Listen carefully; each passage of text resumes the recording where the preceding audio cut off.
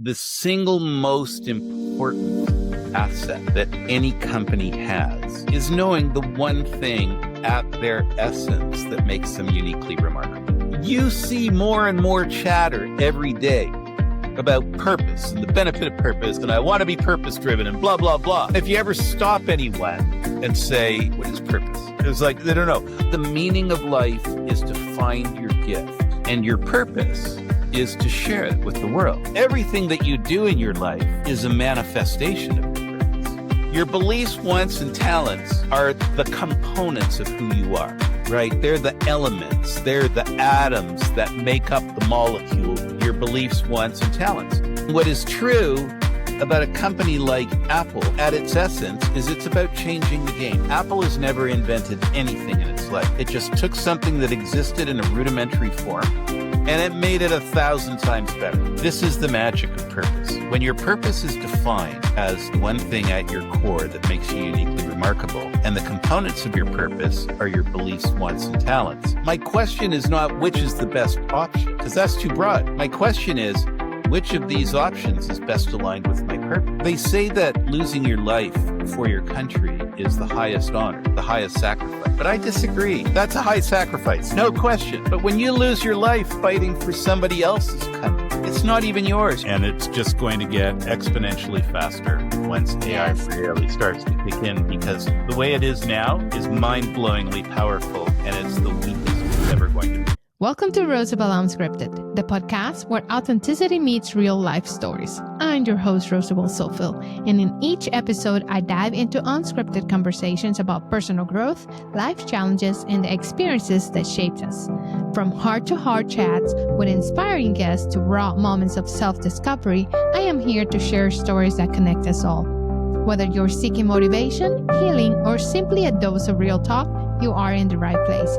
So get comfortable, tune in, and join me on this journey of transformation, empowerment, and meaningful conversations. This is Rosabel Unscripted. Hey there, and welcome back to another episode of Rosabel Unscripted podcast. This is the place where we go deep and we dare to ask the questions that help us live more intentional. Today's episode is for anyone that's asking, what's my purpose? Or if you're just simply asking, why do I say yes or no to next? Joining me is someone who has a 7-word answer to those questions. Not to mention that he helps others find theirs too. So my guest today is Ian Chamandi. He's the Chief Purpose Officer at PurposeU, author, speaker, coach, and the mind behind a powerful framework that helps you define your purpose. Ian, thank you so much for being here with us today. Please tell us more about you. Sure. I've spent the last 20 years doing essentially the same thing and involved developing a methodology for strategic planning. And I know that that sounds very dry.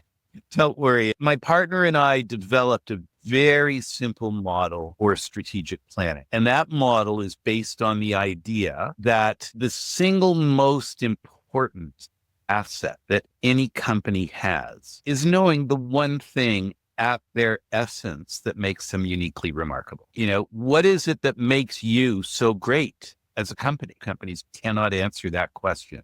So it starts with defining the one thing that makes you uniquely remarkable, and then using that to design everything that you do, all of your operations and day-to-day machinations of the company, and to have it design everything, your branding, your marketing, your sales. So basically, it's a model where the one thing that makes you uniquely remarkable drives everything that you do and say as an organization. So there's the model. And the model was created I have one company called Blueprint, and we create the strategic blueprint for organizations by applying that 3-part model. I now have a training company.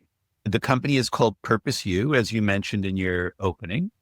If you go online and sign up for the course, you can reveal your purpose, your personal purpose, and articulate it in 7 words or less. And then you learn how to use that to live a life of meaning and purpose. So I've got, I've got a whole mixed bag of stuff, but it all comes from the same root. The root is this 3-part methodology, and Blueprint applies it to organizations, and PurposeU applies it to individuals. So companies can define their purpose in 7 words or less, or individuals can do that. CPO, Chief Purpose Officer, that's something that we don't see every day, right? But I actually wanted to ask you what led you to that title. And I also want to note, how do you define purpose? Wonderful question. And by the way, we didn't plan these questions in advance, but No. I think that is the single most important question in the whole purpose sphere, which is, what is purpose? Because you see more and more chatter every day about purpose and the benefit of purpose, and I want to be purpose driven and blah, blah, blah. And if you ever stop anyone and say, what is purpose? It's like, they don't know. I think probably if you pulled over 100 people on the street, they would say, well, it's why I exist. But now if I were to come back and say, okay, tell me why you exist. Like, that's an impossible question to answer, right? The reason behind, is that where will be? How do you answer the question, why do you exist? If I asked you, why do you exist? How would you answer that? Well, it depends on my belief system. Okay, but that's, yes, you can. So here's the thing. What I'm looking for is your purpose, right? Or even a definition of what purpose is. And what you're giving me is all the information around it. Well, it's based on a belief system and this and that and the other thing. And that is the challenge. When you said the word purpose being there, I don't know if you remember, there's a book by Rick Warren that he wrote, like, I don't know, maybe 10, 20 years ago, Purpose Driven Life. And I was thinking, like, if you were to ask a Christian, like in a general questions, hey, what's your purpose? Or where you exist? They'd probably say something like, well, we exist to glorify God, for example. But you're right. It's very general. It's very vague. So Yeah, I and don't that know might if be why Christians exist. Exactly. But that's not why that Christian exists, right? So why does that Christian exist? And everybody has a different. So anyway, it's a question you can't answer. Anyway, my business partner sadly died about 6 months into COVID. Sorry. But we were trucking along for 17 years, defining what makes companies uniquely remarkable. And then I came across this quote by the artist Pablo Picasso. And he said, the meaning of life is to find your gift, and your purpose is to share it with the world. And so what he was basically saying is 2 things. One is, your purpose is your gift, right? It's what makes you, in my words, unique, remarkable, right? It's what's inside you. That's the other thing. It's inside you. It's not out there. Your purpose is not something out there that you do. Everything that you do in your life is a manifestation of your purpose. Now, with that being said, let me ask you this. Can you have more than one purpose? No. Or it has to be only one? No, because if you buy that your purpose is the one thing that makes you uniquely remarkable, the other thing that Picasso was basically saying was, figure out who the best possible you is and share that with the world. That's an attainable and definable purpose. And it's a purpose that we can all relate to. Figure out who the best possible me is, define what makes you uniquely remarkable, or what Picasso would say, your gift. Figure that out and share that with the world. And that's what I believe purpose is. It's not something woo-woo. It's not something ethereal. In my course at Purpose, one of the key steps in the process of revealing your purpose is defining your beliefs and talents. With the help of our AI assistant, which we call Wordsmith, you will break down accomplishments to reveal your beliefs, wants, and talents. Your beliefs, wants, and talents are the components of who you are, right? They're the elements. They're the atoms that make up the molecule, your beliefs, wants, and talents. So of course, and they are also the components of your purpose, because Your beliefs, wants, and talents define who the best possible you is. And that's your purpose, to figure out who the best possible you is. So with that being said, then what I'm thinking here is purpose is not a definition per se, but it's very personal. You know what? I'll give you my purpose, defined in 7 words or less. It's actually 4 words, is transforming confusion into clarity. That's how I operate. I'm always trying to simplify things. I'm trying to figure out things. How does this work? What are the underlying, when I'm doing a blueprint for a company, one of the things that we have to do, and I have to facilitate as the leader of the process, is there are a lot of hidden forces at work in any company that make it work. And in the course of the blueprint, I have to figure out what those hidden forces are and then figure out how they fit together. Because when that's articulated, that's the company's methodology. And that's something almost no company knows that it has, a way of doing things. The reason that I know that every company has a methodology is take a big company, a business like banks, right? So everybody can relate to banks. Everybody can relate to multiple banks. I mean, they probably only bank at one, but they know the competitors of those banks. They're in the same business, but they're all different. And you recognize how they're different. And it's because they do things differently. Every company has a methodology that makes it uniquely remarkable. It was a stumbling through the woods process for my entire career. I remember the start. My first job coming out of university was as a copywriter in an advertising agency. And I'm sitting in front of my typewriter, right? My typewriter, not my computer.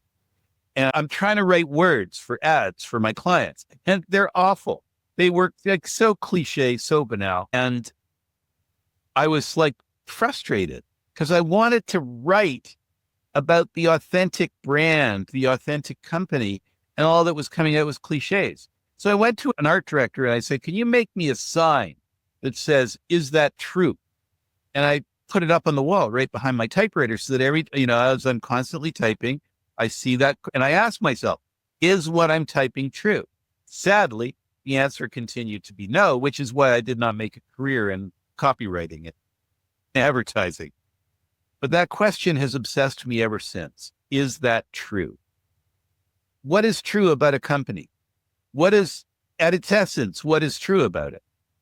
And what is true about a company like Apple, at its essence, is it's about changing the game.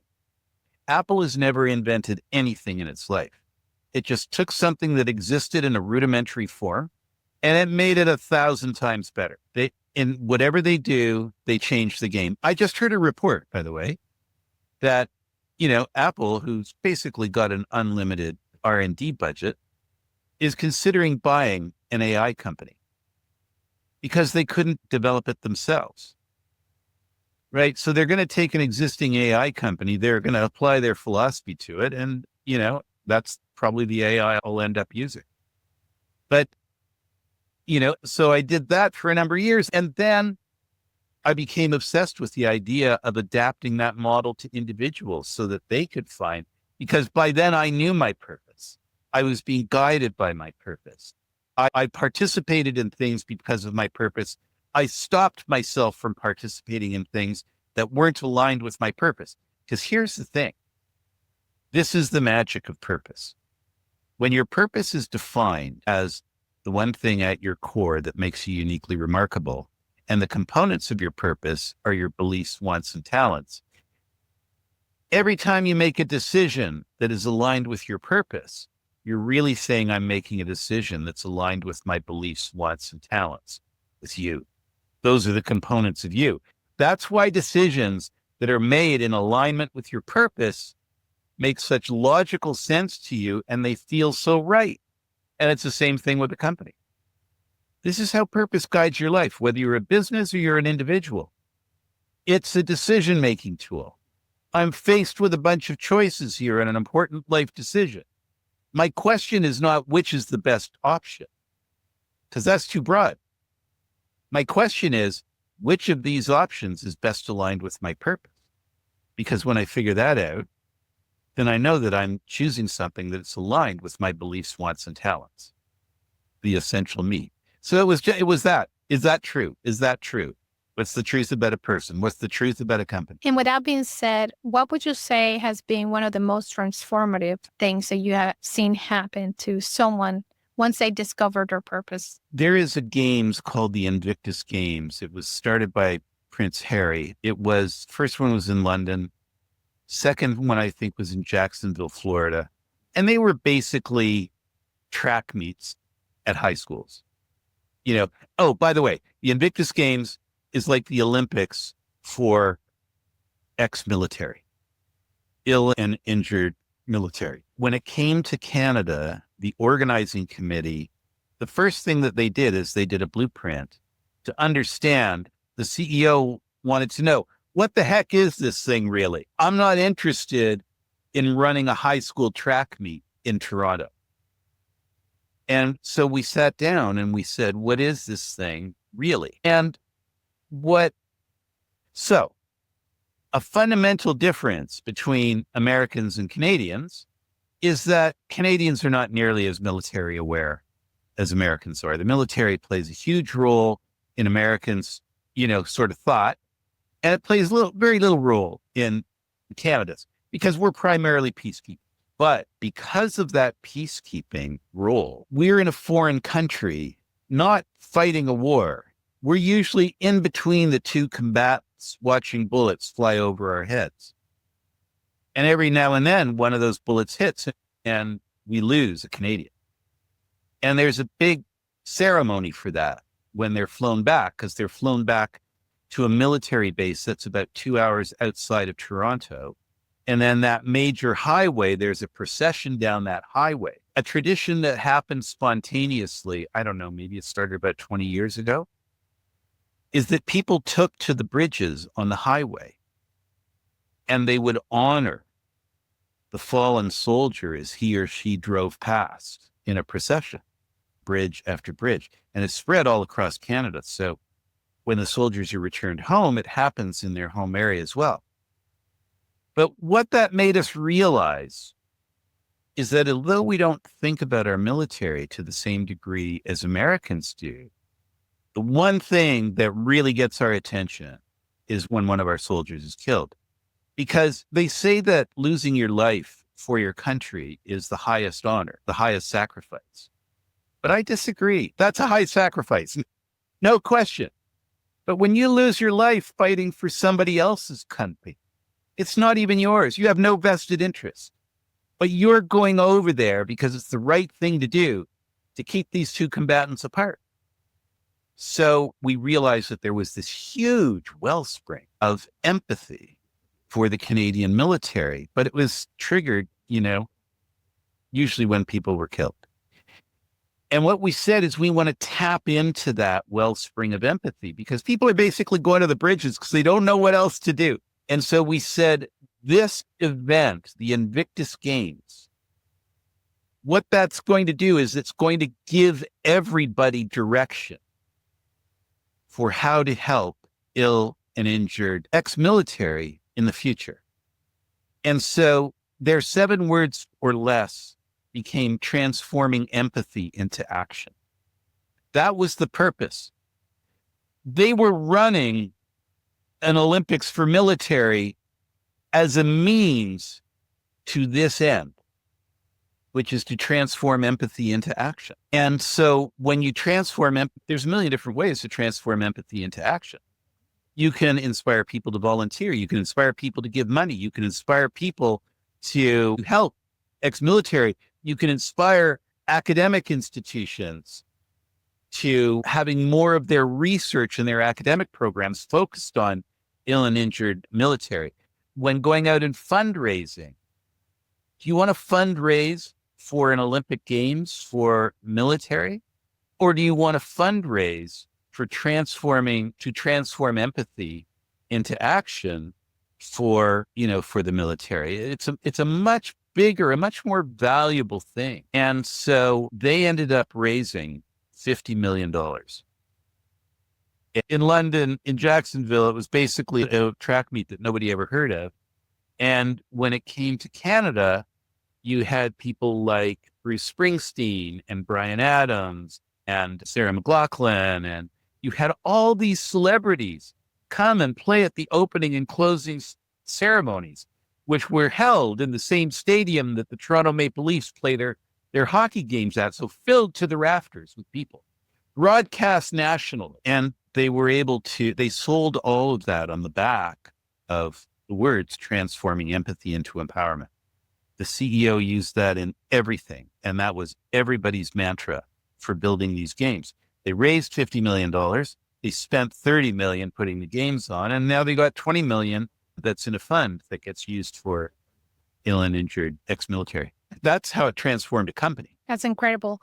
But talking about that, what would you say is the most common block that people face when trying to find their purpose? They don't know how. And so the problem, this is why the definition of purpose is so important. How can you figure out how to find your purpose if you don't even know what a purpose is? But even if you know what a purpose is the one thing at your essence that makes you uniquely remarkable. Great. How do you figure out what that is now? And that's the barrier. And people read books, people listen to podcasts, they watch videos, try to figure it out. And how many people do you know? How many companies do you know who are truly purpose-driven? And the answer is almost none, because they don't know the process to figure it out. And that's why I created PurposeU, was to create a step-by-step process that I could lead you through. You're sitting in front of the computer and you've got me sitting on one side of you in the form of all of these videos. They're all like 2 minutes, 4 minutes. They're not very long, but they give very detailed, very deep instruction on what you need to do next. So you watch a video and then you go over here and you do an exercise. Then you watch a video and you do an exercise. And our AI assistant, Wordsmith, is holding your hand on the other side. And Wordsmith does two things. It's like what ChatGPT does for me all the time. Helps me find the words. Word this better. And that's really important, because what it also does, when it gets farther into the process and we're getting deeper and deeper into you, is it can see the thread that ties things together that we can't see. And it can say to you, you've got a set of beliefs, set of wants, set of talents. What's the thread that ties all of that together into a single purpose in 7 words or less? Well, Wordsmith can look into that in a way that we can't and say, here's some options. What do you think? Now, remember that question I asked you earlier about, can people have more than one purpose? So talking about a lot of people listening out there who might be what I call multi-passionate, or let's say they have evolving careers. How do you approach when someone has a path that is non-linear? Oh, your path doesn't have to be linear. Okay. Right. Well, those are two different things. And I think that, when you say, you ask the question, can you have more than one purpose? My answer is no. It's because there's one thing that makes you uniquely remarkable. But there's a million things that you can do from that purpose. You are not limited, right? I've had 5 different careers. All but one were aligned with my purpose, and they were completely different. So the things that people think are their purpose are actually their activities, right? Like, if I were to ask people, what is Bruce Springsteen's purpose? I'm sure most of them would say music, and it's not. It's an activity that flows from his purpose, that stems from his purpose. But he does lots of other things too, right? I You look see. at someone like Joni Mitchell, who, yes, is an artist, but she's 2 different kinds of artists. She's an acclaimed singer-songwriter, and she's an acclaimed fine artist. She's a painter, and beautiful, beautiful stuff. Now, can purpose change over time? No, because it's the one thing that makes you uniquely remarkable. And whatever that is, then you've spent a lot of years developing and refining what that is. But when you think back, most people, when you think back to who you were when you're 18, are you a different person? No, you're just a more experienced, older, wiser, hopefully smarter version of that person. And that's why, I remember when I was 17 telling a teacher that what fascinated me was looking at things, whether they're conceptual or physical, and trying to figure out how they really work, and then being able to express that simply. I did a paper in university that changed my life. It literally changed my life. It was a paper that was a layman's explanation of DNA. Now, keep in mind that this was 1980, and there was not much known about DNA back then, sort of in the common area, but I had a roommate in university who was one of the early genetic biologists. And I just sat him down and I grilled him about DNA. And he told me in lots of words and expressions that I couldn't understand how DNA worked. And I had to sit there and say, dumb that down, dumb that down, dumb that down. And then I wrote a paper that told you about how DNA worked inside a cell with all of its partner elements like RNA and tRNA and all of these things. You've got a major city and then you got all the small towns around, and the head office is in the major city. Well, that's your DNA. And, but in the towns around the city, there's manufacturing plants. The instructions come from head office. Well, what do they get written on? How do they move from head office, which is at one place in the cell, to wherever they're going, which is at another place in the cell? What do they do when they get there? That's right. Messenger RNA. So, but I explained it in terms of geographic region and head office and manufacturing plants and trucks moving stuff so that I could understand. I was writing it for myself, first and foremost. Do I really understand that? But what it made me realize is it had a huge impact on my perception of my intelligence, because I know that never in a million years could I have the brains or the discipline to do what my buddy Bruce did, which is become a PhD in genetic biology. But I can understand it at a logical level. And if I can understand DNA at a logical level, I can understand anything. That's what I spent my life doing, is trying to figure out complex things, how to make them simple and logical. You got a big complex thing like a company, a company has many different aspects to it. How do you simplify it so that you capture the one thing that it is? Do you work one-on-one with leaders? Well, it's actually the CEO. I won't do a blueprint with a company unless the CEO is leading the charge, because it becomes the CEO's vision of where the company's going. And then the CEO gets to include up to 3 key decision makers, and that becomes the draft team. It gets socialized out from there and other people have input, but someone has to put together the first draft. So we put together this small team to do that and then expand it out from there. So that's how that works since 2005. Yeah. So it's like 20 years. So tell us a little bit more about how can we find you, listeners, find you, your website. Tell us more about that. To become a purpose-driven company, my company is called Blueprint. And because we define your purpose in 7 words or less, the web address of Blueprint is the number 7 words.biz. So maybe you can put that in your show notes. Yeah. And if you want to figure out your individual purpose, if you want to take the course, then it's PurposeU. So the word purpose with U at the end for university.ai.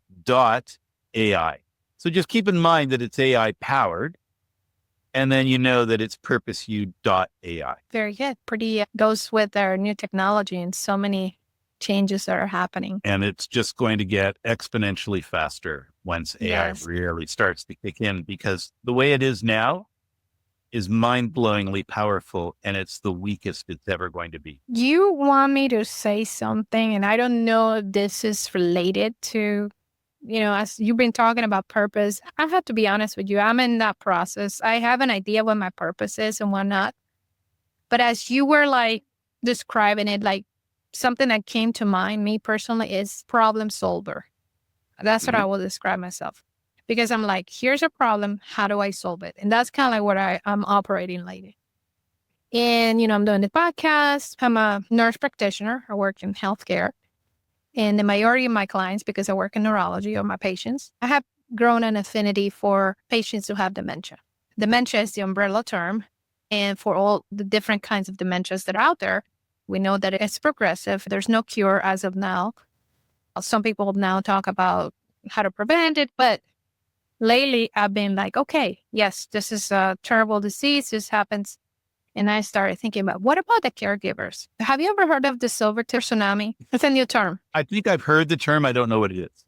It's basically saying that by 2030, I don't know, here in the US, I don't know what statistics are worldwide, the majority of the population will be 65 or older. Like, we're going to have a lot of older folks. And here I am thinking, how are we, or if we need to, maybe, how are we going to get those people to somehow adapt to the new technology?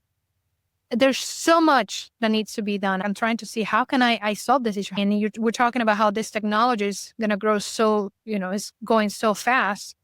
Just because someone is in their 80s, that a whole idea like, oh, well, you're 80, you got dementia. What are we going to do about it? Oh, well, you're old. I don't believe that much. I believe in quality of life. I believe in don't discount people just because of their age or their condition or whatever. I wish I could do something to engage people. It's mind-blowing because this is going to keep growing and those people are going to be left behind. That's my thinking. I don't know what you think about this. So if I was working with you to define my next question, for sure, we would have talked about everything that you just said there. And I would ask you more questions about it as well. But the question I would want to know is, where are you trying to take them? Where am I trying to take it? No, where are you trying to take them?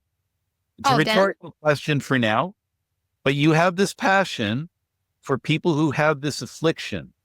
What are you trying to do for them? I'm trying to give them better quality of life. I'm trying to bring them more back for more people to interact and then to be able to participate of this growing, and to be able to utilize those different systems. I just want to see more people engage. Let's put it that way. It's sometimes it's mind blowing to me that we have this great technology here, and then we still have people that live in the age of it. To me, it's mind blowing. Yeah, rotary phones. Let me give you an example that is in your field. So there was a large chain. There is a large chain of long-term care facilities, and they wanted to define their purpose and have that drive. They wanted to be purpose driven. And what we concluded is that, I'm 66 and I'm healthy, touch wood. I live alone. I can look after myself and stuff like that. But that's going to start to go. And what's going to start to go is things like, my ability to clean, my ability to cook is going to shrink. And I love cooking.